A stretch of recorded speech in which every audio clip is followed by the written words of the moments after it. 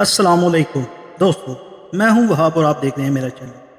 आज की वीडियो एक ऐसी खबर पर है जो सिर्फ क्राइम स्टोरी नहीं बल्कि हर फैमिली के लिए एक सीरियस वार्निंग है। सोचिए, एक आदमी खुद को स्पिरिचुअल हीलर यानी रूहानी इलाज करने वाला बताता है।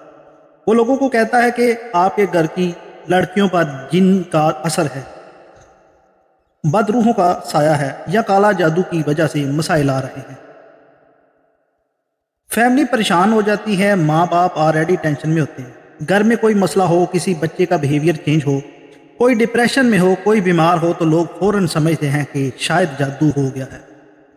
और यहीं से शुरू होता है फेक लोगों का खतरनाक कारोबार। बरतानिया में एक 54 साल का आदमी अब्दुल हलीम खान को कोर्ट ने लाइफ इम्प्रिजनमेंट की सज़ा सुनाई है।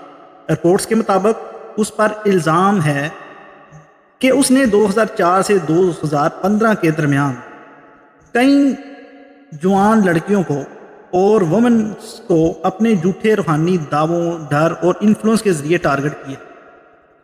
अदालत ने कहा कि ये आदमी फैमिलीज को कन्विंस करता था कि विक्टिम पर जिन, बदरूहें और काला जादू का असर है। फिर वो खुद को रूहानी इलाज करने वाला बंदा बनाकर पेश करता था। लेकिन असल सवाल ये है, ऐसे लोग ऐसा कॉन्फिडेंस कैसे हासिल कर लेते हैं? फैमिलीज इन पर यकीन क्यों कर लेती हैं? और हम अपने घर वालों को ऐसे फेक लोगों से कैसे बचा सकते हैं? आज की वीडियो में हम इसी पर बात करेंगे। सबसे पहले बात समझिए, ये जो फेक पीर, स्पिरिचुअल हीलर या फेक आमिल अक्सर सीधा हमला नहीं करते।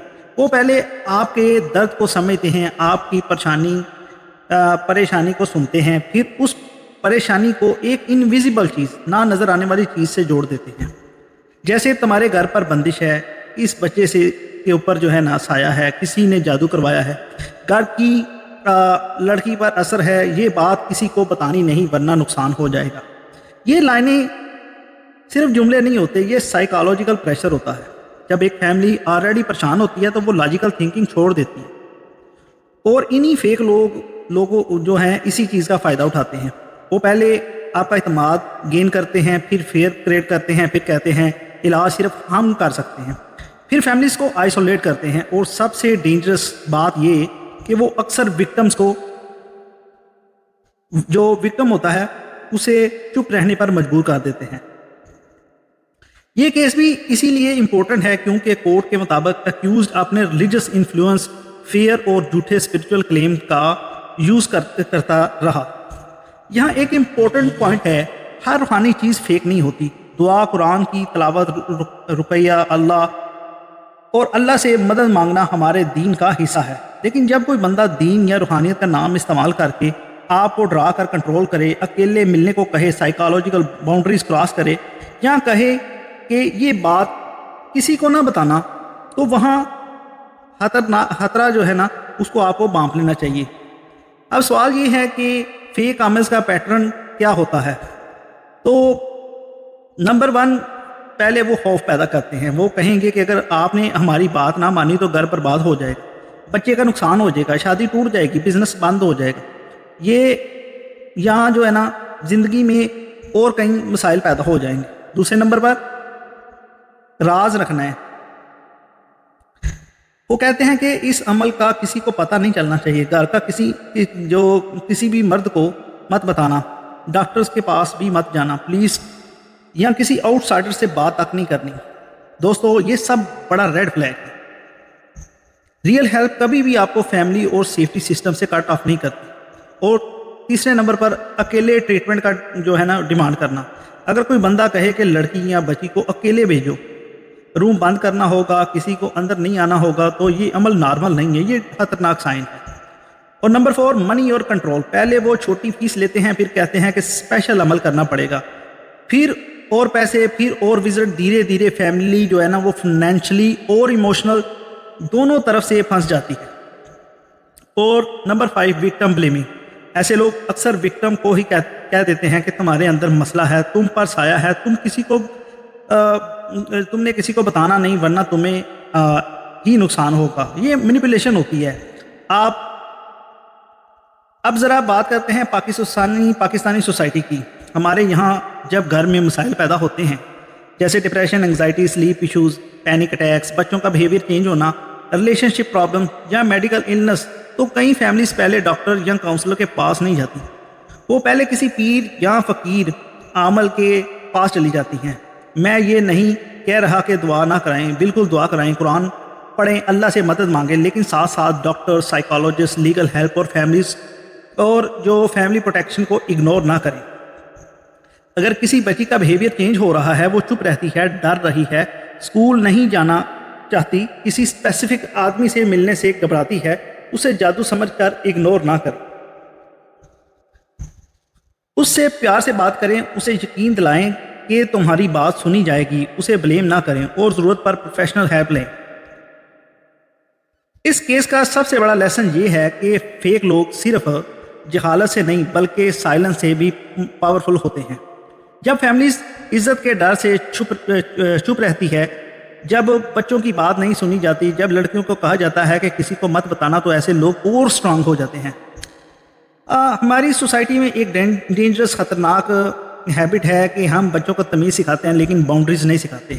ہم کہتے ہیں بڑے کی بات سنو، مہمان کو سلام کرو، چپ رہو، بڑوں سے بحث نہ کرو، لیکن ہمیں ساتھ یہ بھی سکھانا چاہیے کہ کوئی بھی بندہ، چاہے وہ رشتہ دار ہو، ٹیچر ہو، عامل ہو، پیر ہو یا فیملی فرینڈ، اگر تم انکمفرٹیبل فیل کر رہے ہو تو تم منع کر سکتے ہو۔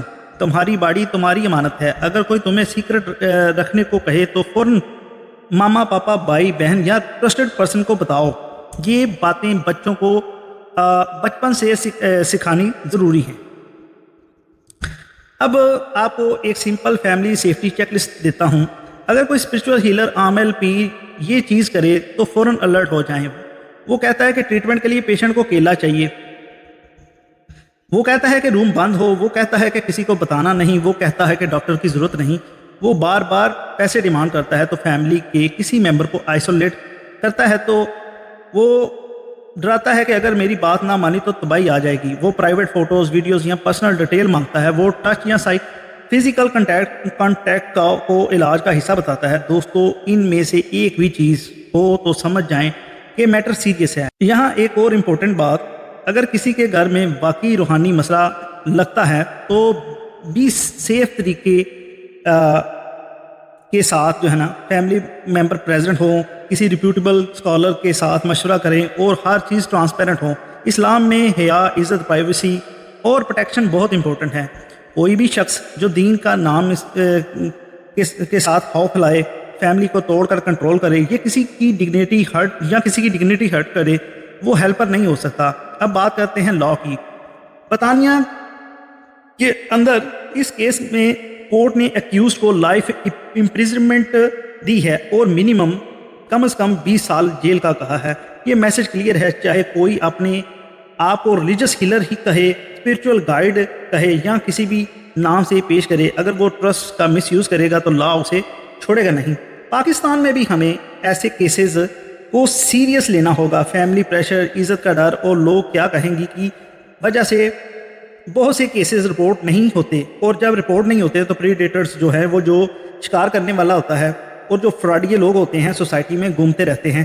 اس لیے سائلنس سلوشن نہیں ہے، اویئرنس سلوشن ہے، رپورٹنگ سلوشن ہے، فیملی سپورٹ سلوشن ہے۔ دوستو، اس ویڈیو کا مقصد کسی جینون روحانی عمل، دعا یا ریلیجس پریکٹس کو کرٹیسائز کرنا نہیں ہے۔ مقصد صرف یہ بتانا ہے کہ فیک لوگ دین اور روحانیت کا نام استعمال کر کے انوسینٹ معصوم لوگوں کو ٹریپ کرتے ہیں۔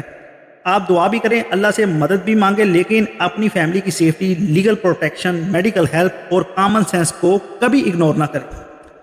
اور سب سے امپورٹنٹ بات، اپنے گھر کے بچوں اور لڑکیوں کی بات کو لائٹ نہ لیں۔ اگر وہ کہتی ہیں کہ کوئی بندہ عجیب بیہیو کر رہا ہے، کوئی ڈر لگ رہا ہے، کوئی انکمفرٹیبل فیل ہوتا ہے، تو فوراً ان کی بات سنیں۔ انہیں یہ فیل نہ کروائیں کہ وہ غلط ہے، انہیں یہ فیل کروائیں کہ فیملی ان کے ساتھ ہے۔ تو ناظرین، آج کی ویڈیو کا فائنل میسج، جادو اور بد روحوں کے نام پر ڈر بیچنے والوں سے ہوشیار رہیں، دعا کریں، لیکن دھوکے باز لوگوں سے جو ہے وہ بچنے کے لیے اویئرنس کی ضرورت ہے۔ اگر کوئی بندہ آپ کے سیکرٹ آئسولیشن اور فیئر کے جو تھرو کنٹرول کر رہا ہے، مینیپولیٹ کر رہا ہے، تو آپ مجھے کمنٹ میں بتائیں، کیا ہماری سوسائٹی میں فیک آمیز کے خلاف زیادہ اویئرنیس ہونی چاہیے، اور کیا اسکولز اور فیملیز کو بچوں کو سیفٹی اور باؤنڈریز میں کے بارے میں سکھانا نہیں چاہیے؟ ویڈیو پسند آئی تو لائک شیئر ضرور کیجیے گا، چینل کو سبسکرائب کریں اور اس ویڈیو کو ان لوگوں تک ضرور شیئر کریں جنہیں یہ سوال جن کو یہ اویئرنیس چاہیے۔ میں ہوں وہاب، تو آپ دیکھ رہے تھے میرا چینل۔ اللہ حافظ۔